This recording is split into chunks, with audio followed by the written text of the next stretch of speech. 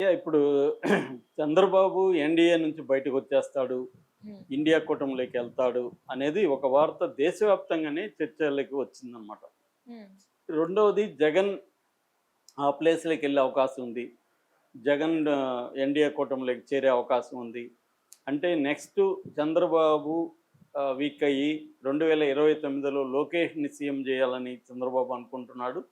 కాబట్టి ఈ మనం ఇక్కడ వీక్ అవుతాము. చంద్రబాబుని నమ్మలేము. మనం ఎప్పుడు వీక్ అయినా చంద్రబాబు జంప్ అవుతాడు అనేది బీజేపీకి ఉంది కాబట్టి జగన్‌తో వాళ్ళు మంచిగా ఉన్నారు. ఒక హ్మ్. పక్క జగన్‌కి ఏమీ జరగకుండా ఎప్పటినుంచో చూసుకుంటున్నారు. తర్వాత మొన్న సిపి రాధాకృష్ణన్‌ని వాళ్ళు క్యాండిడేట్‌గా వైస్ ప్రెసిడెంట్ క్యాండిడేట్‌గా అనౌన్స్ చేసినప్పుడు రాజ్‌నాథ్ సింగ్ స్వయంగా జగన్‌కి ఫోన్ చేశాడు. హ్మ్. ఆ తర్వాత పరిణామాలు చూస్తే కూడా మనకి అనేక పరిణామాలు చోటు చేసుకుంటున్నాయి గత కొంతకాలంగా. అందులో ముఖ్యమైన పరిణామాల గురించి మనం చెప్పుకుందాం. ఒకటి ఏందంటే రాజ్‌నాథ్ సింగ్ జగన్‌కి ఫోన్ చేయడం అనేది చర్చగా మారింది. హ్మ్. జగన్‌కి రాజ్‌నాథ్ సింగ్ మామూలుగా అయితే వాళ్ళు ప్రెసిడెంట్‌గా నిలబడినప్పుడు అన్ని రాజకీయ పార్టీలకి ఫోన్‌లు చేశారు. కాంగ్రెస్‌కి కూడా చేశారోళ్ళు. ఎందుకంటే యునానిమస్‌గా గెలిపించుకుంటే బావుంటదనేది వాళ్ళు అనుకున్నారు. హ్మ్. బీజేపీ వాళ్ళు. అంతవరకి జగన్‌కి ఫోన్ చేయడంలో తప్పేం లేదు. కానీ అందరికి ఫోన్ చేయలా. ఫర్ ఎగ్జాంపుల్ ఇక్కడ టీఆర్ఎస్ వాళ్ళకి ఫోన్ చేయలేదు వాళ్ళు. హ్మ్. ఫోన్ చేయకపోగా కిషన్ రెడ్డి కేటీఆర్‌ని ఎగతాళిగా అసలు నిన్నెవడయ్యా అడిగాడు? మేము అడిగామా నీ మద్దతు అని హ్మ్. కూడా అన్నాడు.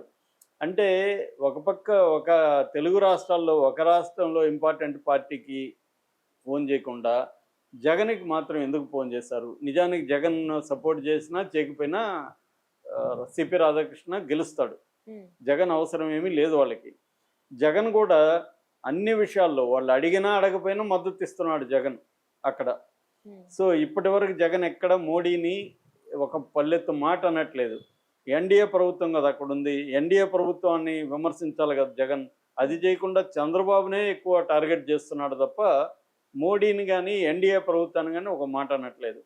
పైగా రాహుల్ గాంధీ మోడీ మీద తీవ్ర విమర్శ చేశాడు. హ్మ్. ఓట్ ఓట్ల దొంగ అని పిలిచాడు మోడీని. దాంతో హ్మ్. పాటు ఒక 1 అవర్ పాటు ప్రజెంటేషన్ ఇచ్చాడు. సహదేవపుర బెంగుళూరు సెంట్రల్ లోక్సభ నియోజకవర్గంలో సహదేవపుర అని ఒక ఎమ్మెల్యే కాన్స్టిట్యుయెన్సీలో 1,00,000 ఓట్లని మోడీ దొంగిలించాడు. దీనికి ఎలక్షన్ కమిషన్ దోహదం చేసిందని చెప్పి ఆయన డీటెయిల్‌గా 5 మెథడ్స్‌లో ఎట్లా ఓట్ చోరీ జరిగిందో డీటెయిల్‌గా చెప్పాడు. అది ప్రపంచవ్యాప్తంగా ఒక్కసారిగా సంచలనం క్రియేట్ చేసింది. హ్మ్. నిజానికి అది జగన్‌కి మంచిది. ఎందుకంటే ఇక్కడ కూడా అలాగా ఓట్లు దొంగిలించే ఆహ్, వాళ్ళు గెలిచారనేది జగన్ కూడా కలిపుండొచ్చు. హ్మ్. వాయిస్ కలిపుంటే ఇంకా పెద్దదయ్యేది. కానీ జగన్ రివర్స్‌లో రాహుల్ గాంధీనే విమర్శించాడు. ఆంధ్రప్రదేశ్ గురించి ఎందుకు మాట్లాడలేదు అన్నాడు. అంతవరకు కూడా ఓకే. ఆంధ్రప్రదేశ్ గురించి మాట్లాడలేదు. ఆంధ్రప్రదేశ్‌లో కూడా ఇదే జరిగింది అని మాట్లాడొచ్చు. హ్మ్. కానీ అంతతో ఆగకుండా రాహుల్ గాంధీ, చంద్రబాబు హాట్ లైన్‌లో టచ్‌లో ఉన్నారు. మన రేవంత్ ఆధ్వర్యంలో, రేవంత్ మీడియేషన్‌లో హ్మ్. వీళ్ళిద్దరు టచ్‌లోనే ఉన్నారు అనేది కూడా ఆయన చెప్పాడు. దాంతో వైసీపీ వాళ్ళు కూడా ఇక్కడ ఇన్ఛార్జ్ ఆంధ్రప్రదేశ్ ఇన్ఛార్జ్ మాణిక్యం ఠాకూర్ ఎంతసేపటికి మమ్మల్ని విమర్శిస్తాడు. చంద్రబాబుని ఎప్పుడు విమర్శించట్లేదు. అట్లాగే షర్మిలకి టార్గెట్ జగన్ తప్ప ఎన్డీఏ ప్రభుత్వం కాదు అనేది కూడా వాళ్ళు కూడా మాట్లాడుతున్నారు. ఇదంతా కూడా లోకల్ పాలిటిక్స్. హ్మ్. నేషనల్ లెవెల్‌లో చూసుకుంటే మొన్న అల్కా లాంబా అని కాంగ్రెస్ సెక్రటరీ ఆమె ఏం మాట్లాడిందంటే బీజేపీని ఆహ్, బీహార్‌లో ఓడించండి. చంద్రబాబు బయటికెళ్ళిపోతాడని చెప్పిందామె. హ్మ్. సో, అంటే బీజేపీ బీహార్‌లో ఓడిపోతే చంద్రబాబు ఎందుకు బయటికెళ్ళిపోతాడు? హ్మ్. ఇది అందరికీ ఇప్పుడు ప్రశ్న. అందుకనే నేషనల్ మీడియా అంతా కూడా దీన్ని డిస్కస్ చేస్తుంది. ఆమె ఒకటే అనలేదు. కాంగ్రెస్ పార్టీలో చాలామంది అంటున్నారు. చంద్రబాబు బయటికెళ్ళిపోతాడని. అంటే చంద్రబాబు బయటికెళ్తాడు అనే ఒక ఇన్ఫర్మేషను కాంగ్రెస్ నాయకుల దగ్గరికి ఉందా? ఎందుకంటే చంద్రబాబు రాహుల్ గాంధీది ఖండించలే ఇప్పటివరకు. హ్మ్. ప్లస్ జగన్‌కి వాళ్ళు ఫోన్ చేస్తే నిరసన వ్యక్తం చేయలేదు. ఇతను మా ఎనిమీ గదా ఇక్కడ. మీరు ఇతని మద్దతు ఎలా అడుగుతారని చంద్రబాబు అనాలి గదా! హ్మ్. అది అనట్లేదు. అంటే క్లియర్‌గా చంద్రబాబుకి, కాంగ్రెస్‌కి మధ్య ఎక్కడ ఘర్షణ వాతావరణం కనబడట్లేదు హ్మ్. ఒకవైపు. రెండో వైపు జగన్‌తో క్లోజ్‌గా ఉన్నారు బీజేపీవోళ్ళు.